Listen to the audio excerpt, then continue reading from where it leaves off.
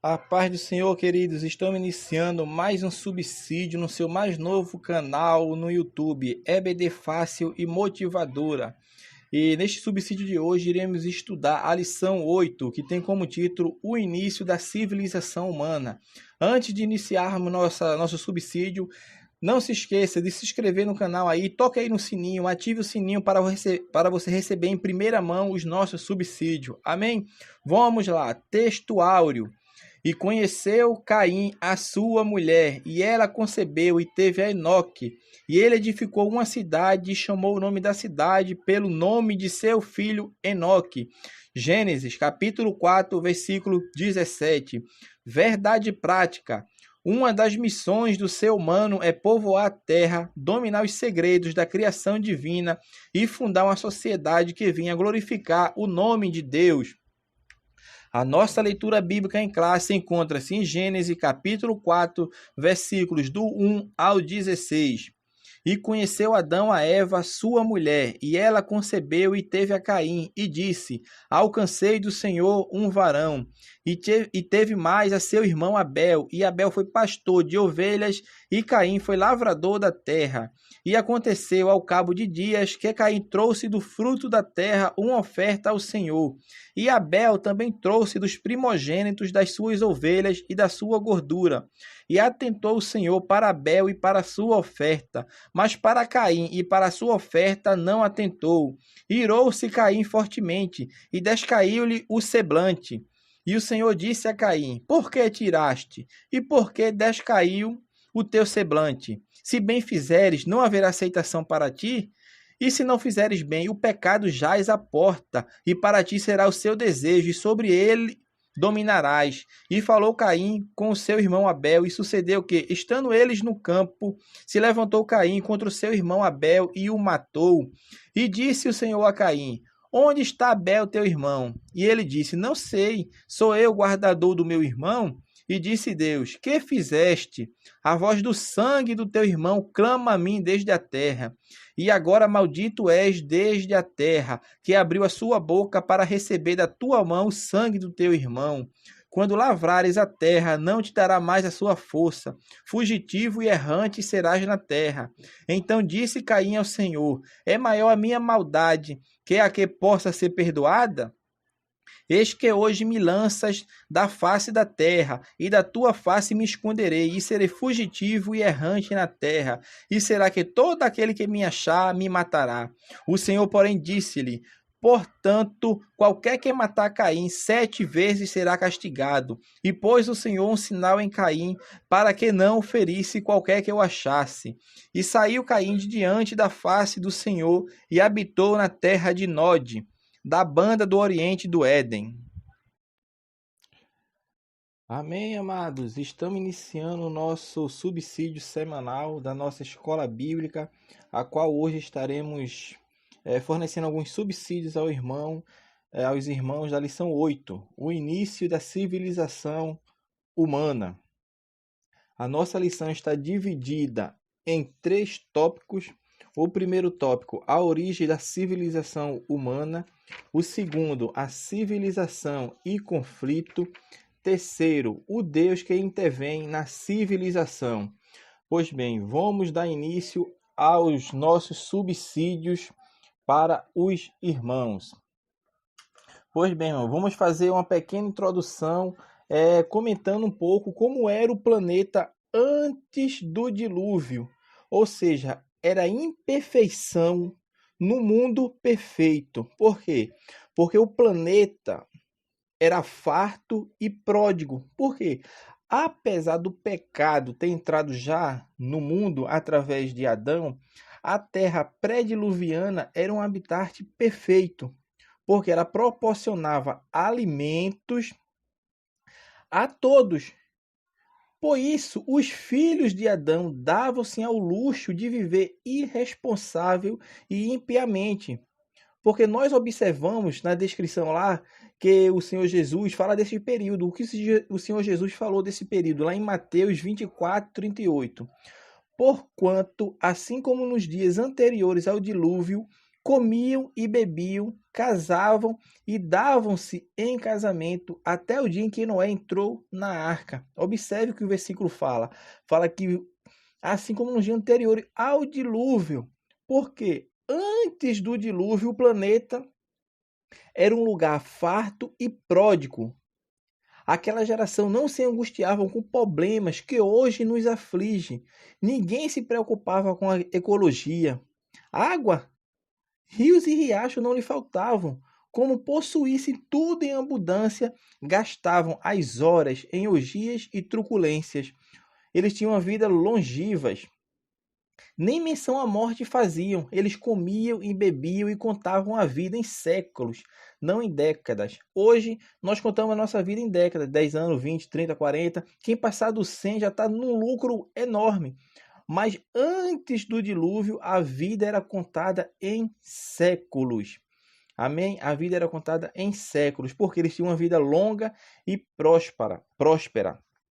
Eles não se preocupavam com a morte de forma imediata, porque eles nasciam e viviam por séculos. Eram 100, 300, 400, literalmente. Eles viviam de uma vida longeva, porque existia uma harmonia ecológica, porque até o dilúvio havia perfeita harmonia entre os reinos animal e vegetal e humano.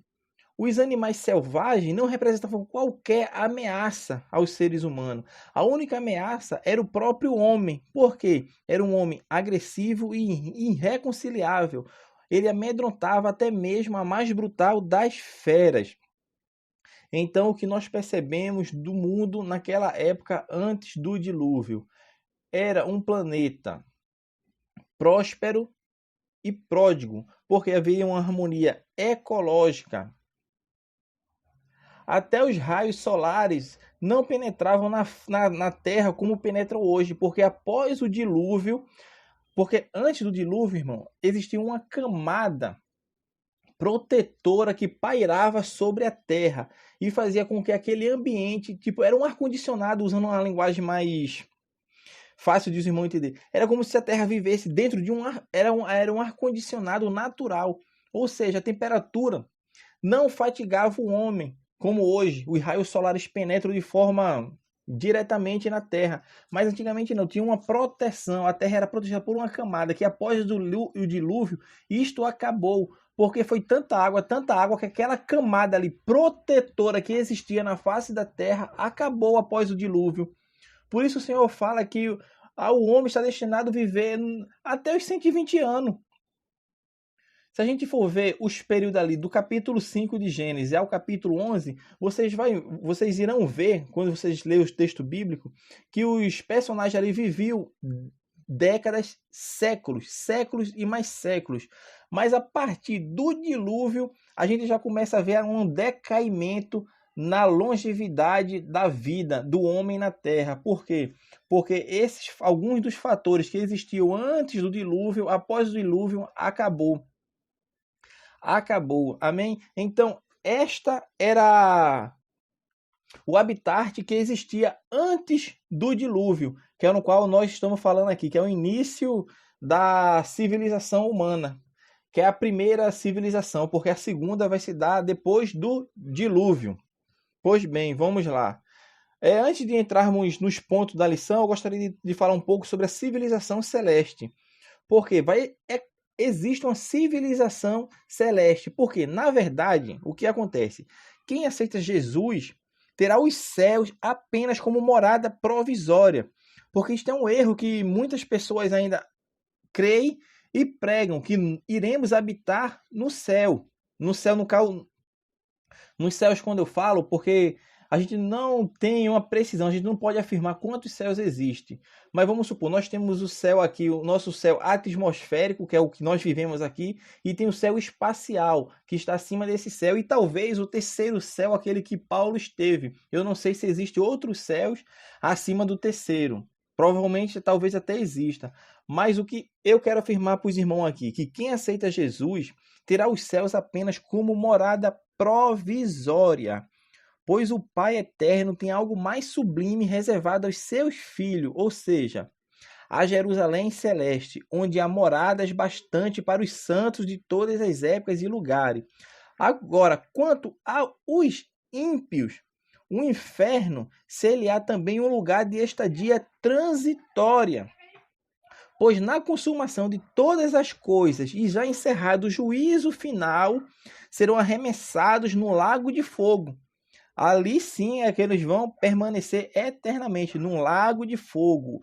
Os ímpios que não aceitarem a Cristo, porém os que aceitarem a Cristo, terá o quê? A nova Jerusalém, a Jerusalém celeste que descerá dos céus, e essa nova terra e esse novo céu será transformado, e é o qual nós habitaremos eternamente. E os ímpios serão lançados aonde?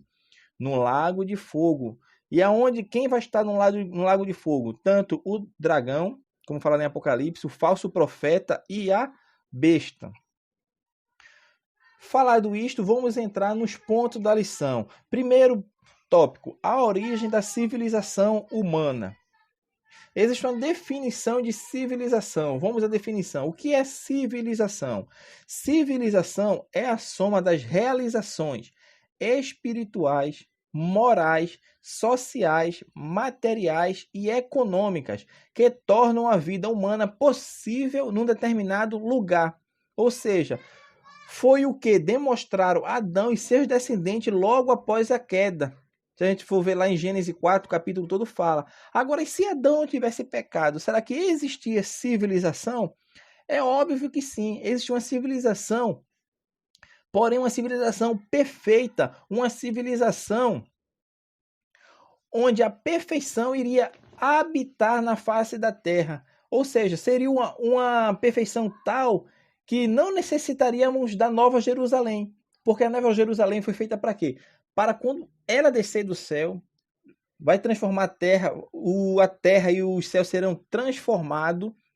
Eles serão transformados, esse novo céu e a nova terra é um novo de transformação, não é um novo que vai ser criado um novo, é um novo de transformação. Por quê? Porque com o pecado de Adão, como vimos na lição anterior, o pecado afetou não só o homem, mas também a própria natureza. E como tendo afetado a natureza, perdemos a nossa comunhão com Deus, perdemos muitas coisas através do pecado original. E essa perca nos causou o quê? A separação de Deus, a degradação do planeta Terra, porque ao longo dos anos, se nós observarmos, o planeta está se degradando, como fala a Bíblia lá em Romanos, que Paulo fala que essa terra está o quê? Ela geme, a terra geme, querendo a sua restauração original. Ou seja, se o homem não tivesse pecado, se Adão não tivesse caído, esta terra não precisaria ser restaurada, porque ela estaria em perfeita comunhão, não só com o homem, mas com seu plano original, quando Deus assim o criou. Porém, Adão pecou. E a civilização veio de forma a crescer na terra já com o pecado. Se Adão não tivesse pecado, existia sim uma civilização. Existiria sim. Claro que existiria uma civilização, porém uma civilização em estado de perfeição, em plena comunhão com Deus, porque Deus, quando criou o homem e a mulher, disse frutificar e sede fecundos. Então, claro que existiria uma civilização se Adão não pecasse, porém Adão pecou e o plano de Deus não foi e não será e jamais será defraudado. E nós vemos com isso que a origem da civilização tem o casamento como a base da civilização. Como eu citei agora há pouco, quando Deus criou o homem, Deus deu a ordem de um homem ser fecundo, crescer e multiplicar, crescer, espalhar sobre a terra. Então isso se dá de forma que seja através do casamento, porque no casamento os dois se tornam um só e dali vão gerar seres novos, ou seja, a habitação da terra começa com o casamento. Então, o casamento é a base da civilização. Através do casamento que vem a civilização. É criado o quê? Primeiro, família. Segundo, povo. Terceiro, estado. E assim cresce a civilização na face da terra. Então, nós temos como base da civilização o casamento. E qual a subsistência da civilização? A subsistência da civilização é o trabalho. O trabalho é a subsistência da civilização. Como foi falado em lições anteriores, o trabalho do homem não foi um castigo que Deus deu ao homem, não. O homem, antes do pecado, já tinha por obrigação trabalhar. Ele foi colocado para guardar o jardim, tanto guardar quanto regar a terra, lavrar a terra, arar a terra. Isso tudo antes do pecado. Então, antes do pecado, o homem já era um ser que foi feito também para trabalhar. E não porque algumas pessoas afirmam e têm convicção disso, defendem a unhas e dentes que o trabalho foi um castigo de Deus. Não, o trabalho não foi um castigo de Deus. O castigo de Deus foi um enfado, que a partir que o homem pecou, ele sim, aí vai começar a ter enfado, cansaço, o que ele não tinha antes, ele vai começar agora a ter, que é o quê? Ele vai ter cansaço, vai ter enfado, vai ter estresse, coisas que ele não tinha antes do pecado. Amém? Vamos para o nosso segundo ponto, que fala civilização e conflito. Neste segundo ponto, amados, nós vamos falar agora sobre a civilização e o conflito, como eu falei, e vamos falar sobre Caim e Abel, que foi quem? Foram os primeiros filhos de Adão a dedicarem-se à subsistência básica da civilização humana. Então nós vamos falar agora sobre as ocupações de Caim e Abel. E nós vamos fazer algumas observações quanto às ocupações de Caim e Abel. Primeira observação que nós podemos fazer é o quê? Que ambos, tanto Caim, tanto Abel, tinham uma ocupação. Ambos tinham uma ocupação. Embora eles fossem herdeiros legítimos do mundo, tendo nobre nascimento e grandes posses, mesmo assim eles não foram criados na ociosidade. Deus deu a seu pai uma ocupação, mesmo na inocência, e seu pai também lhes deu uma. Segundo, suas ocupações eram diferentes para que eles pudessem negociar e fazer permutas, ou seja, fazer trocas um com o outro, na medida em que houvesse oportunidade. Terceiro, suas ocupações diziam respeito ao trabalho de lavrador, que era a profissão de quem? De seu pai. Adão era lavrador. Esta é uma ocupação necessária, é sim, porque tanto naquela época, para o rei ser servido, era da onde que vinha a alimentação do rei, vinha do campo. E acontece hoje, de onde é que vem nossos legumes, de onde vem as frutas, de onde vem o nosso feijão que nós comemos, nosso arroz, vem tudo do campo. Então, este trabalho era tanto digno na antiguidade quanto é hoje. Porém, é um trabalho laborioso, é um trabalho que causa fadiga e requereria cuidado constante e atenção. E isto era visto, já na Bíblia Sagrada a gente vê lá que era visto como um trabalho ruim. Por quê? Porque os pobres da terra trabalhavam como os vinhateiros e lavradores, conforme Jeremias 52:16. Porém, o trabalho estava longe de ser uma desonra para eles. O trabalho não é desonra. Embora você tenha um trabalho que cause fadiga, cause cansaço, este trabalho não é uma desonra. Todos que trabalham são dignos. Embora em diferentes funções, mas cada trabalhador tem a sua dignidade. Amém?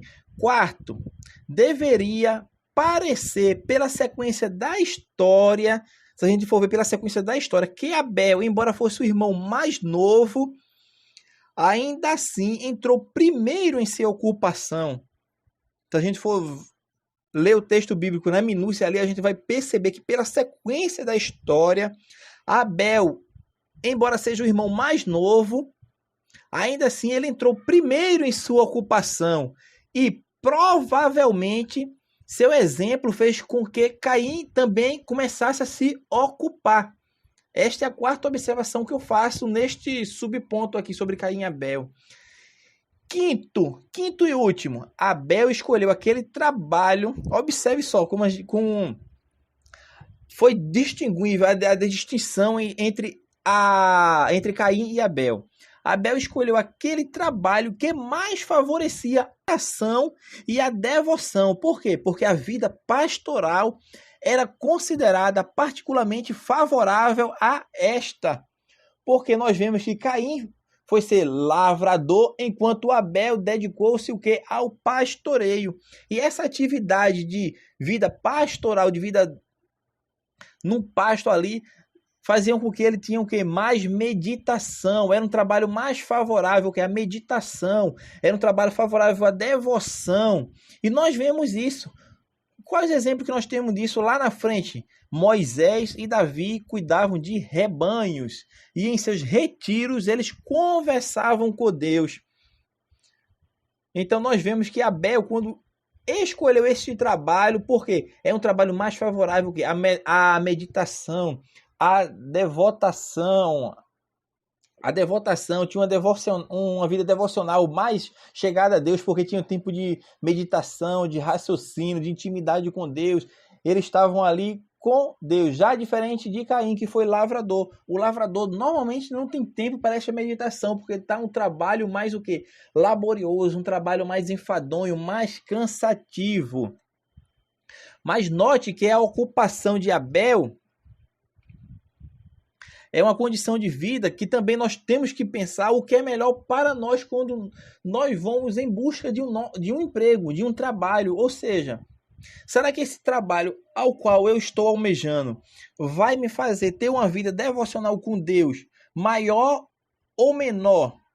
Porque se eu não trabalho a minha vida devocional com Deus, provavelmente, teoricamente, deveria ser maior. Porém, quando eu vou trabalhar, essa minha vida devocional cai um pouco. Por quê? Porque eu vou ter meu trabalho ali, vou perder um tempo, não é perca de tempo, no caso em relação a Deus, você vai perder um tempo de devoção maior, um tempo de meditação, porém esse trabalho vai me deixar mais distante de Deus, vai fazer eu me aproximar de Deus. Será que ele vai tirar todo o meu tempo devocional? Será que esse meu trabalho vai honrar a Deus? Porque quando eu falo isso de um trabalho que vai honrar a Deus, um trabalho que vai trazer devoção a Deus, ou seja, é como eu vou procurar um emprego, aí me tem um trabalho de camareiro ou de camareira de um hotel. Será que isso está na vontade de Deus, eu trabalhar em um lugar onde acontece adultério, fornicação, acontece coisas que desagradam a Deus? Será que é isso que Deus quer para a minha vida? Será que Deus não tem algo melhor para mim? Também é para coisas para a gente raciocinar. A mesma coisa trabalhar numa empresa que produz bebida alcoólica. Será que é aquilo que Deus quer para mim ali? Será que aquilo agrada a Deus? Será que Deus não tem algo melhor para mim? É coisas para a gente meditar e pensar um pouco no que nós estamos procurando. Qual o trabalho que eu quero? Qual o tempo que eu quero ter para Deus? Será que aquele trabalho ao qual estou está tomando todo o meu tempo? Será que aquela minha ocupação está agradando a Deus? Será que aquilo é a vontade de Deus para a minha vida? Eu que tenho que perguntar para mim. Amém? Que nós possamos meditar nestas palavras, amém? Porque nós devemos sempre escolher aquela que for a melhor para a nossa alma. Aquela que menos nos expulse ao pecado. Aquela que nos vai expor ao pecado e que vai proporcionar melhores oportunidades. Eu tenho que procurar aquela que vai o quê? Fazer me distanciar, aquela que menos me expulse ao pecado e que me proporcione as melhores oportunidades de servir e desfrutar a presença e comunhão de quem? De Deus. Amém? Essa parte aqui sobre Caim e Abel trouxe esses 5 pontos que é bastante interessante, que os irmãos anotem esses 5 pontos, que é de forma fundamental para levarmos à sala de aula. Agora vamos falar um pouco sobre a cidade de Lameque. Que cidade era essa que este homem habitava ali? A gente vê que quando Caim sai da presença do Senhor, ele vai para uma terra e ele tem um filho, e o seu filho tem por nome Enoque, e este nome foi o nome da primeira cidade fundada na terra, que foi estabelecida por Caim. Caim estabeleceu esta cidade e deu o nome de seu filho, Enoque. Nós vemos que, teologicamente, Adão foi o grande responsável pela introdução do pecado no mundo, conforme fala lá em Romanos 5,12. Mas, historicamente, nós vamos ver o pecado alastrou-se a partir de quem? A partir de Lameque. Por quê? Porque foi ele o primeiro pecador confesso da história da humanidade. De uma única feita, ele admitiu haver cometido 2 transgressões contra Deus. Sua confissão, todavia, não foi acompanhada de arrependimento nem remorso. Por quê? Porque ele confessou seus pecados. Ele fala lá que matou 2 homens. Porém, ele não se arrependeu, ele não teve remorso do que ele fez. Por quê? Faz-se acompanhar de um medo que logo seria esquecido. Indiretamente, ele confessa também a sua bigamia. E diretamente o duplo homicídio, como eu falei. Sua confissão jaz num poema. E este poema é hoje conhecido como o Cântico da Espada. Quando se fala o que é o Cântico da Espada, foi o poema de Lameque, que ele faz aquele poema confessando os seus pecados, mas sem arrependimento. Então, esta é a cidade que foi fundada por Caim, a qual Lameque ali estava habitando. Era uma cidade que tinha bastante violência, era marcada pela violência, pela banalidade quanto à vida humana. Se Caim matou um, Lameque matou 2 e começou a introduzir a bigamia na face da terra, porque até aquele momento ninguém possuía 2 esposas, mas Lameque veio e tomou 2 mulheres como esposa. O terceiro ponto desse tópico aqui da civilização em conflito é falar da tecnologia. Será que este mundo era um mundo tecnológico, ali aquela cidade de Enoque? Então vamos lá.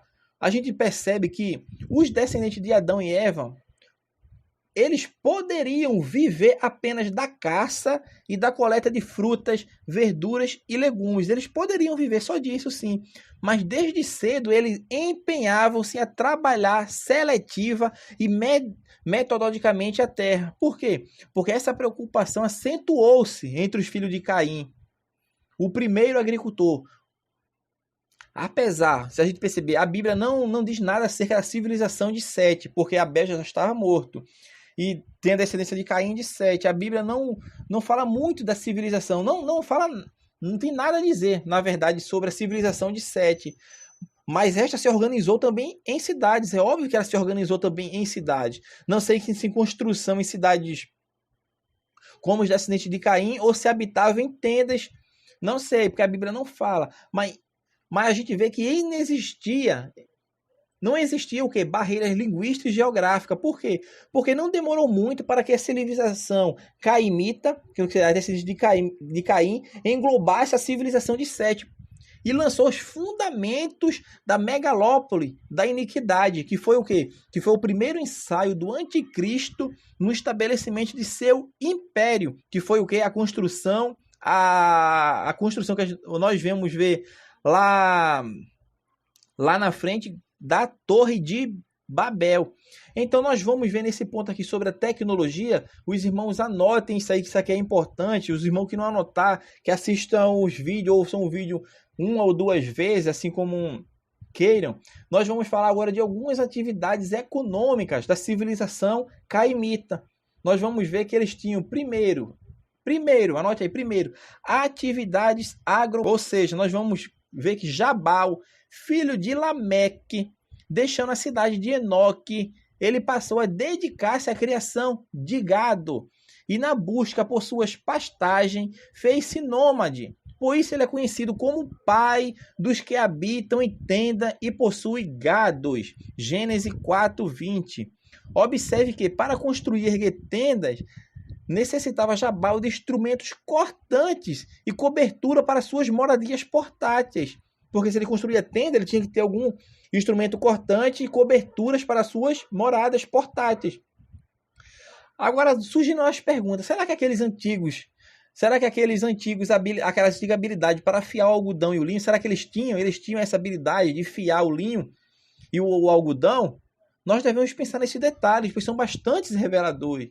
Então nós vemos que, primeiro, eles tinham atividades agropecuárias. Segundo, atividades industriais. Por quê? Não há agricultura nem pecuária sem uma indústria de base. Há de se ter, pelo menos, uma boa metalurgia para se forjar o quê? Enxadas, pás, relhas para os agricultores e instrumentos próprios dos pecuaristas. Então, para eu ter atividade agropecuária eu tenho que ter atividade industrial para forjar enxadas, pás e todos aqueles próprios para o pecuarista. É justamente aí que surge a indústria de Tubal-Caim. Quem era Tubal-Caim? Era filho de Caim com Zila. Foi ele o que? Artífice de todo instrumento cortante, de bronze e de ferro, conforme Gênesis capítulo 4, versículo 22. Tubal-Caim viria a descobrir ser possível industriar o fogo e assim fundir os minérios de bronze e de ferro. Mas quando a gente vai ver a história, a gente vê que essa região era uma região rica em ouro. Por que não fazer exploração de ouro? Aí o nosso comentarista, ele fala que ele acredita que se a humanidade não tivesse pecado contra o Senhor, poderia ter começado a civilização não a partir do ferro, mas sim do ouro. E por fim, nós temos as atividades também, mas atividades intelectuais e artísticas. Nós falamos das atividades agropecuárias, atividades industriais e por fim, nós temos as atividades intelectuais, ou seja, a música brotou da alma do homem, pois sempre esteve no Espírito de Deus. A música sempre esteve no Espírito de Deus, porque quando o Senhor criava os céus e a terra, os anjos entoavam-lhe louvores altos e eternos, conforme Jó 38, versículo 7. Por isso, irmão, nós somos naturalmente musicais. E nós vemos que um filho de Lameque, por nome Jubal, foi o quê? Ele foi o pai de todos os que tocam harpa e flauta. Gênesis, capítulo 4, versículo 21. Observando a sinfonia da natureza, logo descobriu ser possível arrancar harmonias e ritmos de madeira e de metal. Desta forma, compôs músicas e madrigais. Amém? Nós encerramos então este segundo tópico da lição que fala sobre civilização e conflito. Falamos sobre Caim e Abel. Nós mostramos agora ali 5 pontos das suas atividades, a cidade de Lameque e por fim agora falamos da tecnologia daquela época, falamos das atividades agropecuárias, industriais, intelectuais e artísticas. E por fim, nosso terceiro tópico da lição fala o Deus que intervém na civilização. O primeiro ponto fala a intervenção na biografia de cada homem. A gente vê ao longo da história bíblica e quanto da história secular, a gente vê que Deus está sempre intervindo na história. Por quê? Porque o Deus que cremos é um Deus é o teísmo. A gente crê na cosmovisão teísta. O que é a cosmovisão teísta? É a cosmovisão que Deus criou tudo e mesmo assim ele também está agindo na história. Ele age na história, não é um Deus deísta que criou o mundo e largou o mundo ao seu léu, deixou o mundo seguir por conta própria.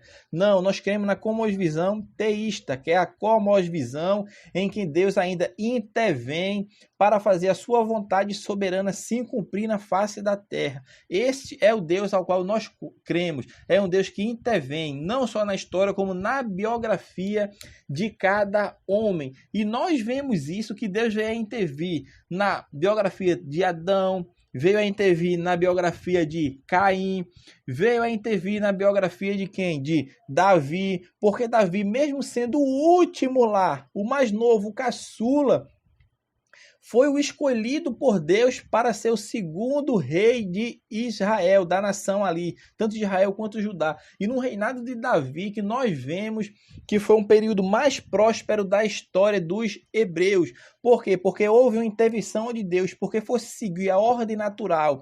A ordem normal seria o primogênito, ou talvez até o filho de Saul, porque era um reinado vitalício que passava de pai para filho, mas Deus escolheu Davi, que foi o último, que não estava nem presente. Mas Deus, quando quer escolher, ele faz assim como ele escolheu Davi, e assim também como Moisés, quando recebeu aquele conselho de seu sogro para colocar ali entre a nação homens que pudessem julgar as causas mais básicas.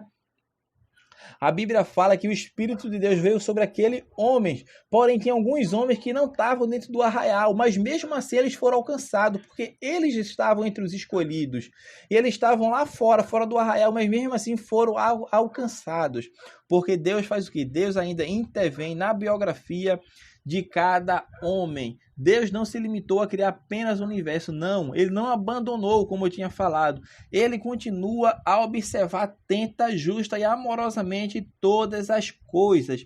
E sempre que é necessário, ele vai fazer o quê? Ele vai intervir. Outro exemplo que nós temos também da intervenção de Deus na biografia de cada homem quanto de uma nação, nós vemos o caso da rainha Esther. Quando se levanta aquele homem lá de nome Amã para querer extirpar, destruir o povo de Deus. Destruir o povo de Deus, ele frustraria o plano de Deus para a humanidade, porque seria através dos judeus que viriam o Cristo.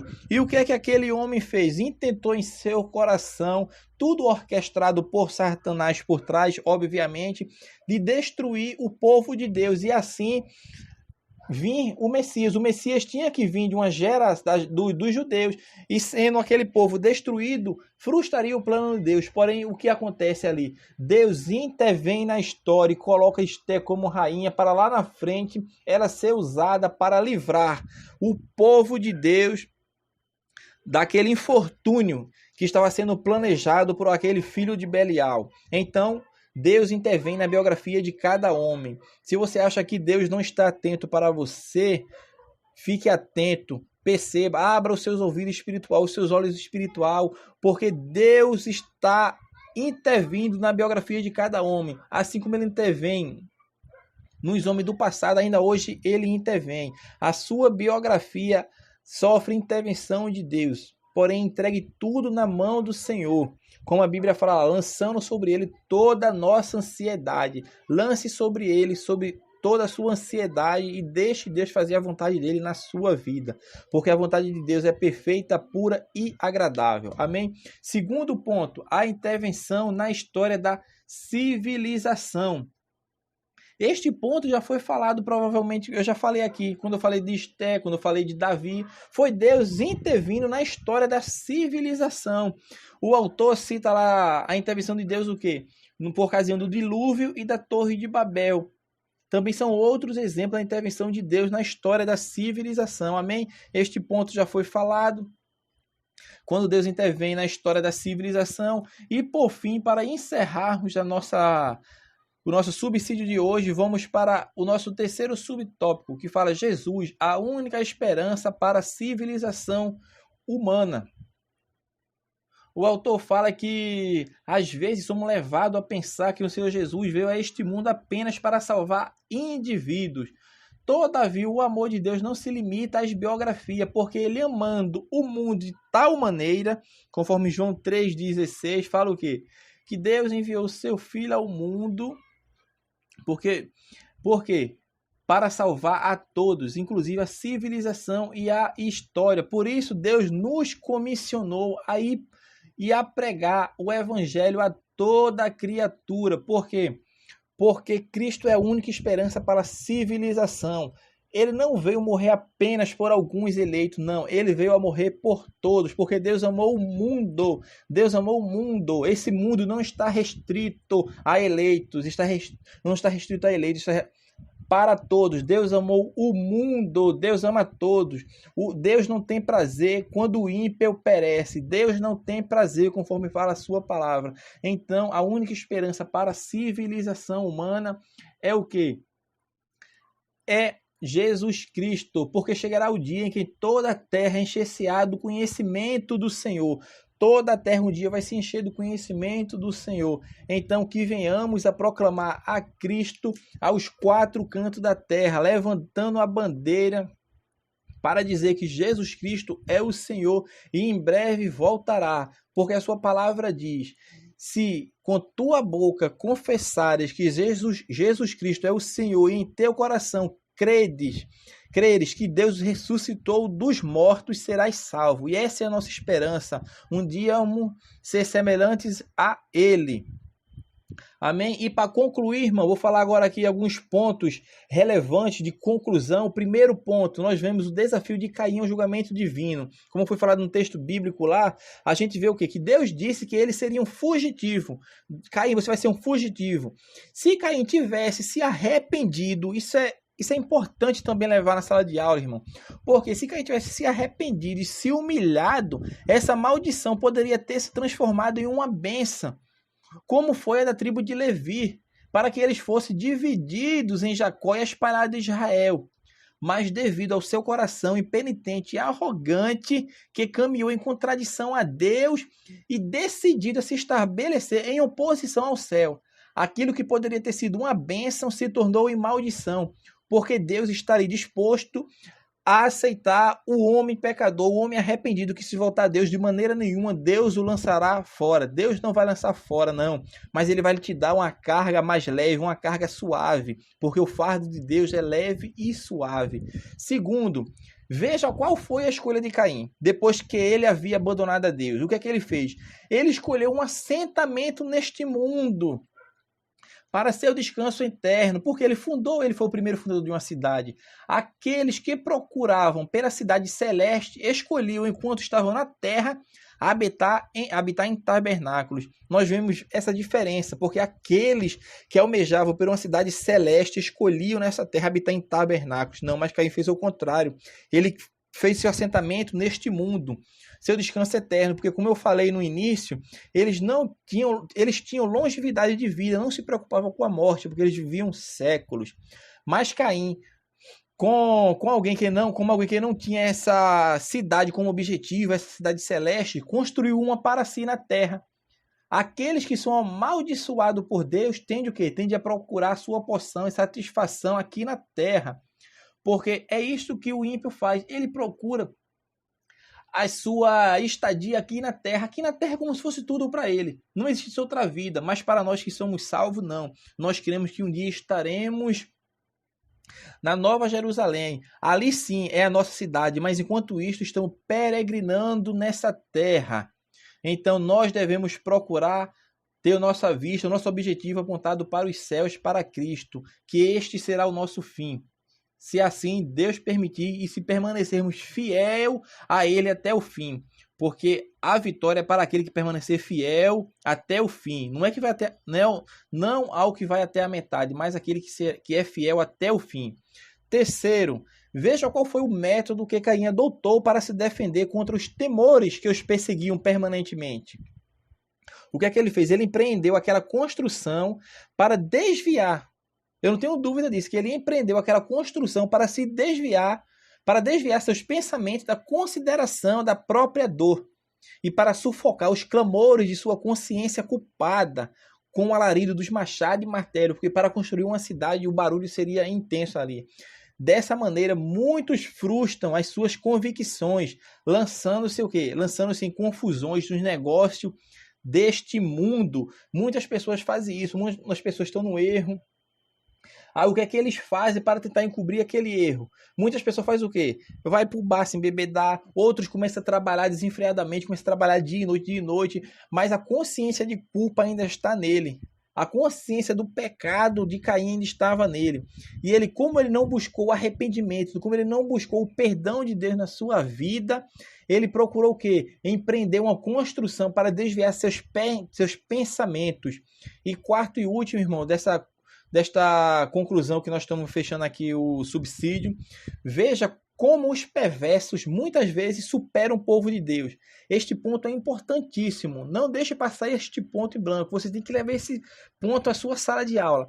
Veja como os perversos muitas vezes superam o povo de Deus e o ultrapassam em termos de prosperidade material. Por quê? Porque Caim e sua raça amaldiçoada habitavam em uma cidade. Caim e sua raça amaldiçoada habitavam em uma cidade, enquanto Adão e sua família habitavam em tendas. Eles habitavam em tendas, enquanto Caim não. Caim já tinha uma cidade para ele, tinha uma prosperidade material, e nós vemos isso. Como eu falei lá, a tecnologia dos descendentes de Caim. Nós não somos capazes de julgar o amor ou o ódio, irmão, com base em tudo aquilo que está diante de nós. Não. Nós não podemos julgar aquilo que está diante de nós. Talvez você veja uma pessoa próspera, uma pessoa que esteja esbanjando luxo, dinheiro, mas ele está distante de Deus, não tem comunhão de Deus. Aquilo ali não me dá base para eu julgar se Deus está tendo amor ou ódio naquela pessoa, não. Porque Deus, a Bíblia fala que Deus dá sabedoria a todos. O sol foi feito para todos, irmão.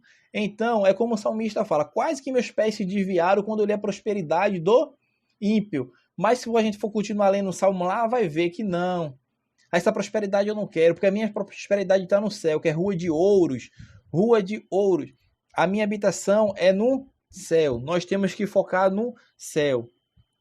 Mas com essa história de Caim e Abel, esse relato bíblico nos faz pensar nisso, que o quê? Que embora os perversos muitas vezes superem o povo de Deus e ultrapassem até em termos de prosperidade material.